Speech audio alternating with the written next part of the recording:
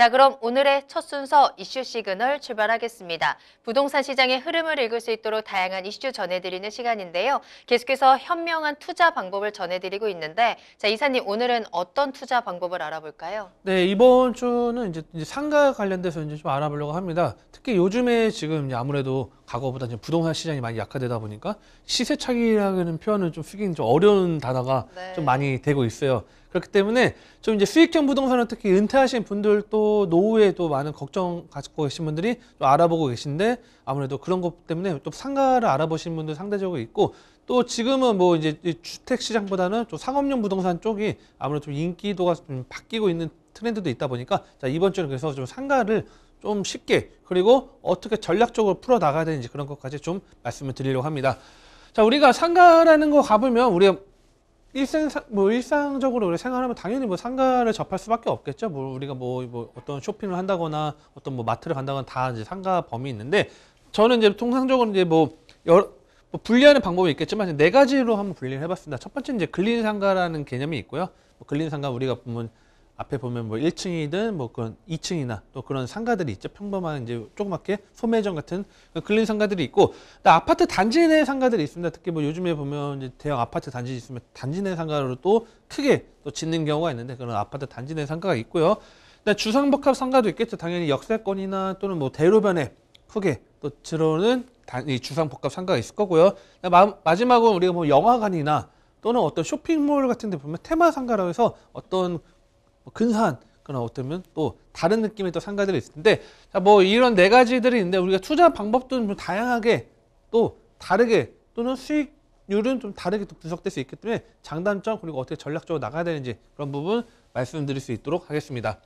자, 근린 상가는 쉽습니다. 근린 상가 같은 경우 이제 동네 상권에 주로 이제 많이 위치했다 보시면 될 것 같은데요. 자, 여기서 이제 근린 상가를 이제 뭐 이제 근린 생활 시설이라고 하는 경우도 있고 뭐 다양한 부분들로 해서 뭐 사용하는 부분들이 있는데 뭐 주거지역 인근 주변에 보통 이제 많이 위치해 있죠. 그래서 우리가 일상적으로 집 근처에 어떤 미용실이 있다거나 또는 앞에 뭐 슈퍼 편의점이 있다거나 뭐 그런 빵집이 있거나 그게 보통 이제 이런 이제 1차 소비 상권이라고 제가 표현을 많이 쓰는데 일반적으로 1차적인 소비 당연히 뭐 필요로 한 것도 있죠. 뭐 집 앞에 약국이 있어야 된다거나 아니면 뭐 앞에 뭐 슈퍼마켓이나 또는 뭐 조그만 편의점이 있다거나 뭐 그런 것들 그래서 뭐 미용실 있다거나 동네 상권에 위치해 있는데요.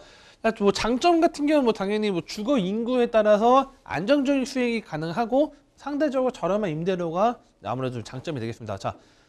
뭐 저렴한 임대료가 썼는데 저렴한 이제 가격이라 하겠죠. 이제 매매가 같은 게 좀 더 저렴한 부분 대신 임대료도 당연히 좀 저렴한 부분들이 있는데 이 인구에 따라서 좀 아무래도 좀 변화되는 폭들이 있습니다. 그래서 저는 이걸 좀 팁을 드릴게요. 뭐 이거 다 아는 내용을 말씀드리는 건 의미가 없는 것 같고 일반적으로 우리가 뭐 구역 뭐 옛날 뭐 오래된 뭐 상가들이 있다고 할게요. 그다음에 뭐 주택 빌라들이 있는데 자, 인근 지역에 아파트 단지들이 새롭게 재개발이 된다거나 재건축이 된다 하면 그 인근 지역 상가 같은 경우에도 어느 정도 가치가 올라갈 가능성이 있습니다. 상가 입장에서는 어떤 내용이냐면 뭐 보통 뭐 아파트 단지 내에서 뭐 많이 이용한다고 생각하시는 분들도 상당히 많을 텐데 실제 뭐 아파트 단지 내에서 소화할 수 있는 그런 상가들도 당연히 있겠지만 다양하게 인근 시장이나 또는 이런 근린 상가 같은 경우에도 뭐 이용할 수 있는 그 유동 인구가 늘어날 수 있기 때문에 이러한 뭐 주거 인구가 증가될 만한 곳에 투자한다면 상대적으로 현재 시점에서는 가격이 좀 저렴하지만 장기적으로 봤을 때는 어느 정도 가치를 올릴 수 있는 그런 임대료를 낼 수 있는 부분들이 있고 실제 아직까지는 전반적으로 뭐 상가 쪽에 오래된 부분들은 뭐 직접적인 개발이 되는 게 아니라고 하면 가격이 같이 뭐 크게 오르고 그런 부분이 없기 때문에 이런 것도 좀 눈여보시면 될 것 같고 다만 단점도 당연히 있겠죠. 만약에 어떤 빵집을 이제 뭐 임차인이 빵집이 이제 들어와가지고 빵집으로 운영하고 있었습니다. 자, 빵집을 운영하고 있었는데 뭐 인근 아파트 단지 내에 뭐 경쟁 업종들이 막 몇 개씩 들어와 있어. 그러면 당연히 상대적으로 뭐 수익이 악화될 가능성이 있겠죠. 그 다음에 뭐 대규모 상권이 인근에 뭐 주상복합으로 들어온다면 유동 인구 자체가 예를 들어서 뭐 식당을 운영하시는 분도 있는데 가족 단위로 해서 고깃집을 운영하고 주말에 뭐 가족 단위 먹었는데 근처에 주차 편의시설까지 완벽하게 준비가 되어 있는 대규모 상권에 뭐 식당들이 들어온다면 당연히 그쪽으로 손님들이 많이 몰리면 당연히 경쟁력 악화 가능성이 있기 때문에 근린 상가 같은 경우는 좀 저는 뭐 오늘 시간은 좀 짧게 말씀드릴 수밖에 하겠지만 근린 상가 같은 경우는 뭐 향후에 개발될 수 있는 그런 지역과 같이 묶어서 좀 어느 정도 임대료 받고 향후에 개발에 관련된 그런 이익도 받을 수 있는 그런 투자로 가시면 좀 상당히 좀 괜찮지 않을까, 그래서 좀 말씀을 드려보고 있고요. 자, 아파트 단지 내 상가부터는 이제 많이 접할 수 있는 부분들이 있습니다. 왜 그러냐면 우리가 보통 이제 모델하우스나 이제 뭐 분양 관련돼서 보면 뭐 상가 분양 관련돼서도 많이 홍보를 하고 있고 관련돼서 하고 있는데, 자, 단지 내 상가는 가장 중요한 건 이겁니다. 저는 MD라고 딱 쓸게요.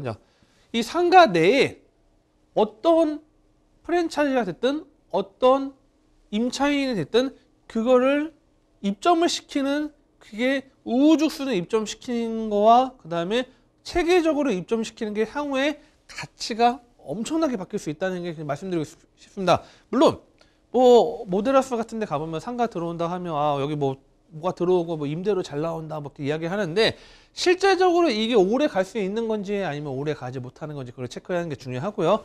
특히 신도시 같은 경우는 처음에 아파트 내 상가 같은 데 투자하는 경우에 상당히 손해보는 경우, 실수하는 경우가 많습니다. 왜 그러냐면 가격 분양가는 이미 비싸요. 왜냐면 이미 세대수에 대한 만약에 2,000세대로 할게요. 2,000세대라면 그에 대한 2,000세대에 대한 소비를 보장받을 수 있기 때문에 어느 정도 분양가도 당연히 가격은 높게, 인근 시세보다 높게 분양을 하는데, 실제 신도시 같은 경우에는 처음에는 우리가 보면 많이 접하시면 상가들이 6개월 있다가 식당들이 없어지고 또는 폐점하고 또 새롭게 임대가 바뀌고, 이런 경우가 보통 이제 통계적으로 이제 한 3년에서 5년 정도가 지나야지 상권이 어느 정도 이제 완성이 된다. 이렇게 좀 보시면 될 것 같습니다. 그래서 초기에는 내가 자금이 좋지 않다고 하시면 무리하게 투자하시는 건 좀 상당히 좋지 않고, 왜 그러면 임대가 만약에 중간에 6개월 동안 장사를 하시다가 임차인이 폐업을 했어요. 그러면 그 이후부터 관리비는 임대인이 직접 다 내야 되기 때문에 그런 리스크가 있기 때문에 좀 상당히 가치를 따져야 되는 부분이 있고, 대신 아파트 단지 내에 있기 때문에 안정적 수익이 가능하고 한 부분이 있고, 그 다음에 인근에 대로변이 확대되거나 또는 아파트 단지가 있었는데 인근에 아파트 또 재건축이 들어서 어떤 구역이 또 아파트가 들어온다면 당연히 유동인구가 확대될 수 있겠죠.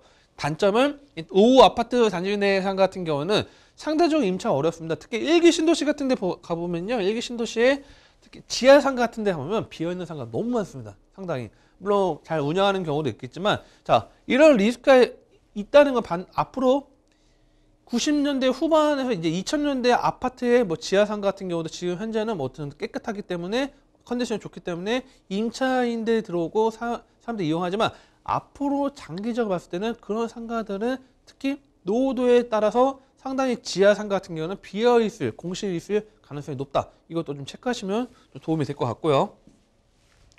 자, 주상복합 같은 경우에는 이제 상업지원에 위치했는데 역주변 상권 좋은 곳에 위치했다고 돼 있고, 다양한 입점이 기대돼 있고, 주거인구와 유동인구 모두 흡수할 수 있다고 하는데, 자, 요즘에 예전에는 우리가 주상복합 상가를 지으면 네모나게 딱 지었죠. 그래서 1호, 2호, 3호 이렇게 나오는데, 요즘에는 이제 좀 보통 주상복합 상가를 지으면 U자형이나 동그랗게 해가지고 이런 식으로 상가를 많이 분양하는 경우가 많습니다. 자, 그런데 여기 같은 경우는 가격이 싸고 도로반이 있어서 여기는 상대적으로 평수 작지만 비싸게 분양하는 경우도 있고, 또 여기 같은 경우는 정문 출입구에 있어서 여기는 가격이 비싸게 하시는데, 자, 실제 이 주상복합이나 좀 괜찮은 지역들 상권들이 실제 개발이 되고 유동 인구가 예상했던 거와 바뀌는 경우가 있습니다. 그렇기 때문에 이런 주상복합 상가 같은 경우에는 제가 볼 때는 어느 정도 입지가 당연히 중요한 것도 있겠지만 분양가도 어느 정도 적당한 선에서